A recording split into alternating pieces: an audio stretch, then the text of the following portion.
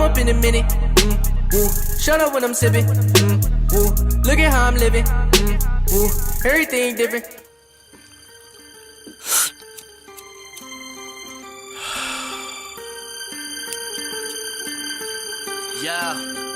Yeah, okay, the streets keep calling me. Gave the game all of me.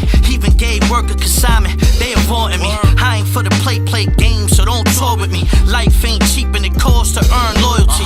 Ducking from the cameras. Got 2 phones on me. Hold on, low key. I think they on to me. Welcome back to the Come Up Shows, everybody. Today we have Cortez in the building. Brooklyn. If you know anything about battle rap, you have to know this man. There's no way you don't know him. But for the people that don't know you, just tell them who you are, where you from. Look, man, if you don't know me, from right here down the block, Murder Ave, Brooklyn, Cortez, Murder Ave gangs, the movement, we here. Dope. I got my first question for you. Already? I'm already ready. I'm ready to lock and load. Let's go. Because I really want to know, I know you're a vet, so I want to know exactly how many years you've been in this game battle rapping. Battle rapping, Yeah, I would just say. battle rapping. We're going to go into music in a little while. I would say battle rapping like 10 plus, maybe 12. Like it's really like that. Like I would say around 2008, I had a battle for DJ Vlad, and I smoked like 10 dudes inside this like in Fat Beats in the city. And then from there, it was this dude that just recorded like on his camera phone. And you know, that was like the era where everything was still like DVDs. Feel me? Boom. That one battle, out of the 10 battles that day, he put one on YouTube. The dude that I battled name was J Focus. A year later, J Focus becomes the 106 in Park champ. So when everyone starts Googling him, they see me smoking him on YouTube.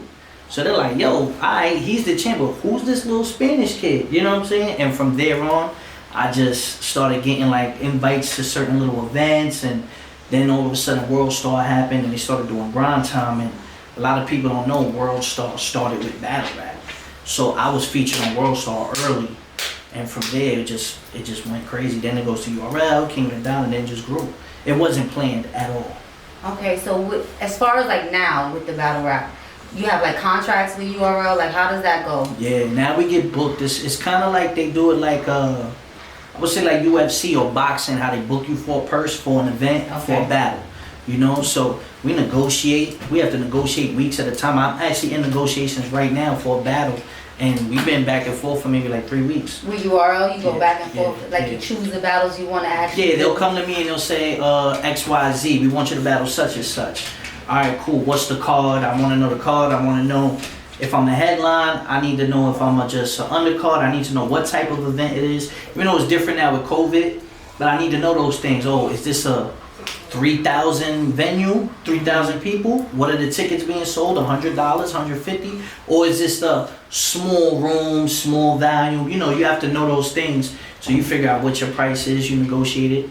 And then sometimes what I do is I'll be like, yo, I'll do this battle for you, but you gotta get me that battle. And you know, we'll work out 2 or 3 deal battle contracts. I was gonna say, how do you like choose a battle? So I know once you have certain stripes, you be like, I don't want to battle him. Yeah, that's a big fact. So like if they say, yo, we got a new up and coming that we want to market, we think y'all style, or the fans, sometimes the fans be like, yo, I want to see this person and this person.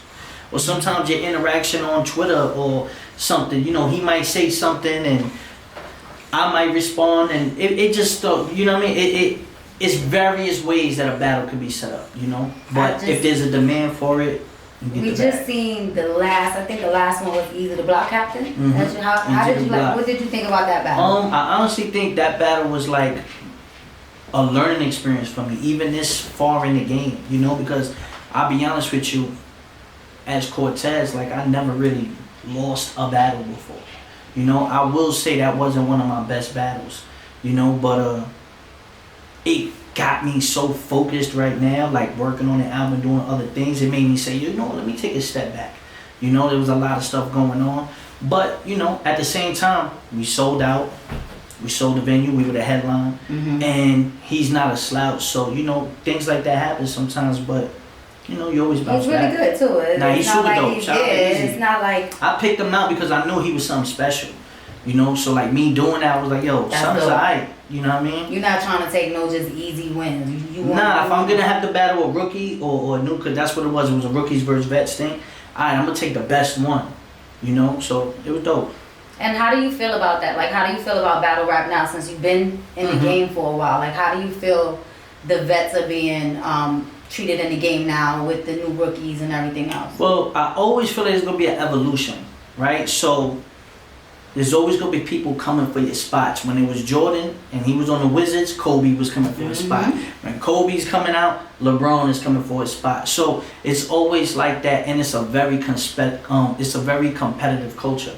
So you gotta fight for yours. How the hell do you deal with the spitting and the pushing and the how? Because we get contracts, right? And the contracts definitely state like you won't get your second half if you fight or swing. stuff. Yeah. You know what I'm saying? If you swing. Now sometimes it don't matter. You know what I mean? If you hit me first, then it's just a real wrap. I'm still gonna get paid. Yeah. But you know, at the same time, some of these dudes I've traveled the world with and battled with them at other cards and other places. I talk about personal stuff and all that. Goes. See me, I look at dudes. I talk about him like, yo, if he's a bozo, I'm gonna rap about how you a real life bozo. Yo, boy, remember that time we was here and here and you did this bozo and you was fucking it up with the bitches and all that, nigga. I'm gonna talk about it. And how do you feel about now with COVID, like no audience and stuff like that? Like, what's the big difference? Because I know in sports it's definitely a big difference. Yeah, and I feel like in battle rap it's a big difference. I feel like even with the Easy battle, like that was something that threw me off. You know, I'm from the era of rapping on the corner. Because normally the crowd gives the momentum. It gives momentum. You know, somebody could tell you like, yo, boy, you gotta turn up second round. Like, yo, he kind of got that first round. Like, you know, we interact. You feel that energy. You can't determine nothing. You're literally in a room by yourself with just the cameraman, the camera crew, and your opponent. And these lights are hitting you and you can't see nothing. I really am just going off my material. Like I said, it's a learning experience. Okay, I'm not amused as I'm seated in the booth as another child gone, another seat is in the news. Jealousy and the hate, I see it in them too. Look, butter biscuits, I'ma feed them to the wolves. No more game with them, try to do away with them. Mellow on the Rockets, get it? I don't play with them. Pissed off, fuck the slick talk. What he spit, I doubt fire. Get it? What you acting like a bitch for? Word, I told them this is what that shit cost. I ain't even trick, God, this is what his bitch bought. Word, and what you think I keep a twin for? It's for you bird brothers acted like Cliff Paul. Stand on the body, crip walked and spit on you, and big loads of What was your most memorable battle? I would have to say, enjoyment, like just my most memorable battle, enjoyment wise for me, I would say probably the Holland battle in Toronto and the Hitman battle in New York. Like it goes back and forth. Why was that? What made? But the Holland battle is probably like my most viral moment, right? So me being out there dolo, it's probably the best round I've ever had, right? So, and I'm out in Toronto, Raekwon is there, and just the round itself, if you've never seen a battle like that, to this day people talk about that battle, like people stop me in the street, and that's the one to point out to, you know, because like, they be diehard fans, right? Yo, son, that is crazy. I'll be like, yo, yeah, word, you know, and it is what it is. But for me to go out the country, I rapped on the corners. Like I went to school down the block. Like for me to travel with a passport somewhere and silence a whole 5,000 people, like that's crazy. You know what I mean? And my guy PH was there. Rest in peace, my brother PH. So like he was the only one there with me. So it was just like I look back at that just because of that vibe. It's like, yo, I can never recreate that. And you know what I mean? One of my best friends passed. So that's a moment. And then me battling Hitman Holla, you know, Hitman and me, like it was like a real big grudge match, and that's one of the best battles on URL. It was one of their first classics when Smack started. So like, and it was in New York, and that one I had all my niggas with me. So it was two different, like, you know what I mean. This one was that was the one where it was like, core solidified now. He outside, and the whole hood is with me, you know. And then I have a crazy battle with Hitman, who's a legend himself. Now he's on Wildin' Out and everything. So it's like, you know, those two battles, it's like, you can't just duplicate those things. I look back at those moments, I'm like, damn, you know, I was just having fun. I was just rapping. And when you look back, you're like, good times. Yeah, all right, let's see if you're going she lining me up now. Yeah. She lining me up now. You want to tell me about the brotherhood? Nah. She really know her research stuff. I That's couldn't get crazy. Now you know what though? Tell me something. Come on. Nah, I mean, I'm affiliated with Brotherhood, but I ain't really been rocking with the Brotherhood. I give you that. You give me that? Yeah. All right. You know what I mean? take that. I take You know that. what I mean? So let's now talk about what you got going on now. Chill, you really That's fire. That's fire. Let's go. Let's go. What you got going on now with this new project?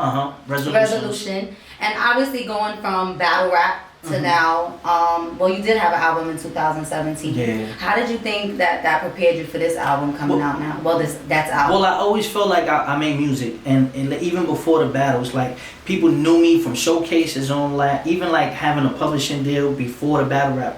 When I was young, I was like 18, 19, I had a publishing deal. I was learning how to write R&B and learning how to write records and in the studio with a lot of people. Yeah, I do. Okay. My pen is crazy. Listen, man, hear me out, get a little and checks. the stigma, because you know there's a stigma of battle rappers Can't like make never music. being able. Yeah, they can't make Why a lot do you of think? them can't. But that's a personal thing with me because Can they to you? to me, no, Okay. they can't make a song. For Okay. me, it's I'm not gonna say they can't. It's you guys are so good with wordplay It's too that when it comes to complicated. correct, when it comes to the Music. mathematics of a song and the skeleton of a song and how you gotta let a writer actually do the hooking, the bridging, and then you just do your part as Yeah. far as rapping. I feel like less is more when I work in the studio, and that's the advantage that That's I the have. key. Less is more, and that's the advantage I have because a lot of battle rappers, it's too complicated. Like I look at music as a vibe, you know. Like music for me has to be a vibe. If I'm driving home from work, if I'm coming from the club, if I'm going to see a joint, it's a vibe. And a lot of people like. You don't want to hear metaphors and stuff like that. If I'm on my way to work and I'm stuck in traffic, I don't want to hear no complicated shit. Man, some shit I could rock my head to and chill and, you know what I'm saying, and vibe out before I gotta take life serious and clock into a 9 to 5. And that's how I look at my music, and I feel like I was always putting out little records. The first record with Method Man, the classic.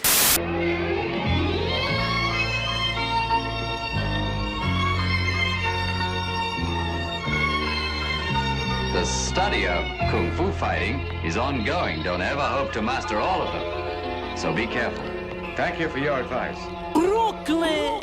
Bodega, Head Crack, you know, certain records, I was just teasing them. And then I dropped the 16s and Better, which was like a mixture of songs and freestyles. But the reception was crazy. But with Resolutions, it was a whole different mind frame I was in. I lost one of my best friends, COVID, a whole pandemic, everything shut down, and I felt like nobody was rapping about what's going on in the world. You know, there was a lot of things going on that people weren't touching on.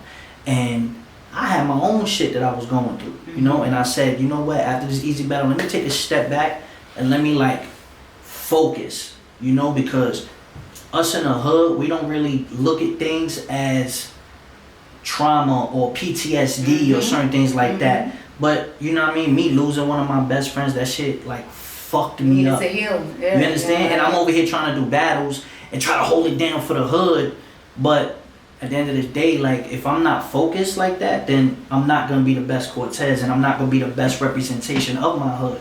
So that easy battle woke me up, and I said, you know what, I'm gonna turn up even more, you know, and that's how Resolutions came about. And from there, like When the did you start response is recording crazy. it? I started recording the end of September, and I finished it December, maybe like around Thanksgiving. What's your top 3 songs on it? I would definitely say from the bottom, I would say Letter to the Streets, and I would say If I Die. Okay. You know? I told you already, mine is Digital Scale. Scale. I think it was Yeah, really cause she a dope. thug, that's why. She wanna cook up and all this shit. Like, No, it's because you know what? You she got meth. baking soda in her You bag. got meth back in his That's in my guy. his zone. So it's Yeah. like for me, you know, right now we seeing the actor meth. So it's Yeah. like, would you think about acting? Yeah, I'm actually in an upcoming movie with Danny Glover. Oh, what? Come on, plug that in. What's the You know what name? I'm saying? It's called The Drummer. Don't It was tell just- us. it just- Oh yeah, I'm just something like nah. movie coming out. But shout out to my homegirl Mooney, cause she got me that role in a movie Dope, with Danny Mooney, Glover. yeah. So like she got me that, and that was just super dope. Like I'm rapping. It's more of a military movie where it's like soldiers were going through PTSD after the war, and some of them will become drug addicts. Some of them will kill their girlfriend because they all fucked up in the head, yeah. and then they don't get an honorable discharge. They lose all their benefits, but it's like these guys are coming from war, fucked up in the head, and y'all not treating them. It's actually based on a real story. So Danny Glover plays that character as a lawyer fighting for them, and he had like a clubhouse, and I'm on some like Immortal Technique type, like I'm rapping real political about Bush and all of the administrations and stuff. You know what I mean? It's one of those things, but it's real dope. It was a super dope experience, and I'm actually in the scene with him, so it's like that's crazy. When does it come out? They just debuted it at the Woodstock Film Festival in November, but because of the pandemic, COVID, we don't know when. But what's going on? It's done. I seen the finished product. It was super dope. That's dope. We're gonna go back to the project now, but I had to know that if you was doing a little acting. Look, I got it on the. I hit the needle. Yeah, I hit it. What video are you gonna come out with? Because I know we need to see a visual now. I actually shot 5 visuals already. We shot If I Die. We shot the Resolutions intro. We shot LeBron Interlude. We shot Early in the Morning. We shot something else too. And we shot Growers. And then this week, we shooting a joint with Meth, the digital scale. So might pull up on the set. We might pull up on the set. Get the last ones, that's it. Huh? I was in the car right there. Yeah, I know. What's good, Casey? What's going on? We on deck. Cortez. Digital skills. Behind the scenes. Yeah, I'm gonna roll. Not best stop fly in the building. Digits quit talking, only feeling right at home in the foreign. Trap phone ringing cause the money keep calling. The money keep calling. Thong in the apron, she cooking in the kitchen. You know what I'm saying? And, you know, I'm actually really planning on doing a video for every joint on the album. That's dope. And I think that's always needed, because right now we're in a place where we need to see visuals with music to kind of put things together. I think content runs the game right now. You The top 5 rappers that are alive. Dead or Alive, Big, Hove, Kiss, Fab. Uh-oh, we got some good ones. And Buttons. Dope. Those are my 5, like that's my influence. So Cortez, how do you feel in battle rap right now, especially that you're going into music now? How do you feel about being your race and being underestimated in this game? I feel like even from the beginning, right? Like I used to go into these events when they didn't know who I was, and they would sit there and go, yo, who this little Spanish nigga? You know what I'm saying? And I used to have that chip on my shoulder, but use it as fuel. Like, yo, son, when I come in here, they gonna know what's up. You know, because that's the Brooklyn in me. But then I started realizing it's just like, yeah, like Latinos in general feel like we get slighted. And I feel like I've definitely been slighted over the years, and I see certain things where it's like, man, he do it and everybody jacking it, but when I do it, they try to push it to the side. You know, certain victories, certain accomplishments, certain things that I've done. Now, I'm not gonna sit here and complain about the next man, but it is something that needs to be addressed. You know, people look at it as like, especially Puerto Ricans, I'm Puerto Rican, that we're guests in hip hop. I'm Puerto Rican too, if nobody knows.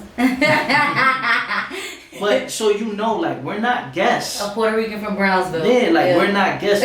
Like you know, like when hip hop started, like even the real elements of hip hop, it was Puerto Ricans and blacks. It wasn't freestyle. Yeah, the cardboard, spinning on their head, the dancing, the graffiti, all that. You look at those old movies like Wild Style and all them. You see us in there. You know, you can't deny that. I do feel like people outside of New York, though, they're not as familiar with it because it's mostly Mexican, right? And I've noticed that traveling to different places where I see like a big Mexican fan base pull up for me. I done lived in Atlanta. You lived in in 2000, they didn't know what a Puerto Rican was. Yeah, they just thought everybody was Mexican, like they grouped us together, which is fine. Which is what I realized is okay. I represent a whole demographic. I went to Cali one time, and it was my first time out there, and I'm pulling up, and I see nothing but cholos outside with the top button dickies tatted up. You know what I mean? With the low riders out there, and they all out there, and I'm just like, oh shit. So when I walk, they're like, oh, Cortez, and I'm like, yo, what's good? They're like, yo, bro, we here for you. This is our only chance to see you back. And I had to scratch my head like, damn, like, you know, and from New York, we don't look at it like that. I look at it like we all the same. Right. You know, but then I realized like, damn, like I really represent like a big demographic that I have to learn how to tap into, you know, and just traveling different places, Chicago, Dallas. I've been much more educated on it and doing my research and figuring certain things out. And you know, like even I have these guys in Dallas called the High Rollers. They're a music group and they're Spanish too. One is Mexican, one is Puerto Rican, and these are my guys now. These are like my brothers. They took me on tours with them, and we would go through El Paso and the Panhandle in Texas and Houston, and I got to really get familiar with certain etiquettes from certain cultures of Mexico, of South America, certain things, and you know, like those are things you have to do. Did you have like Spanish friends back in the day? Like yeah, I barely had Spanish friends. I had like 4 or 5. You when she said it, she's like, yo, did you even have any Spanish? But I don't know Spanish. That was always problem for me because it's not like I didn't want to tap into my Spanish roots. I was born in Bushwick, but at 3 years old I moved to Brownsville, and that's where I was all my life. Then I went to high school in Crown Heights. Went to college in Atlanta, so I never really experienced too much of the Spanish culture as an adult. Do you know Spanish? So I never felt, I know Spanish. I can't write it and read it too well. I can read and write, but I can't speak it. You totally backwards for me then. How about? Yo, we got a tag team, you heard? We got a tag team, because I dead ass, like, I can't speak it, you know? And I even felt that, like, damn, you know what I mean? I need to learn it, you know? But I definitely want to be able to put on, especially doing this and now. Put your people on. And put on for the culture, because at the end of the day, I didn't feel like I was going to be accepted, but I am who I am. So I can't erase who I am, and I'm never going to erase that. I'm just going to be who I am and hope that, you know, I can motivate more people like me that look like me to continue to do whatever they want to do. And like what I learned is you can't fake authenticity. I just be myself, and I just try to really make a conscious effort to show love to my people, because there's a lot of things that I went through that I want to pass the torch down so that they don't make those mistakes or they go through the same things that I went through. And it's fine with me. If I was the first, I'm the biggest Latino battle rapper in the world. In the world. Listen, nobody talk. I don't want nobody talking, so let us not. It's fun, right? Period. Right? So like when you say that, that really means something. But there's other battle rappers that are Spanish style. My guy Loso, my man Don Marino, Misfit, my sister, My Verse, you know, RX, there's Emerson Ken, there's a whole bunch of them now. And it's like, okay, cool. I can give them game, or I can give them some guidance on how to move with this, or when you go here, do this, you know. And if that's what it takes for me to elevate my people and our culture, I'm fine with it. So we back, everybody, and we back with our game, No Hesitations.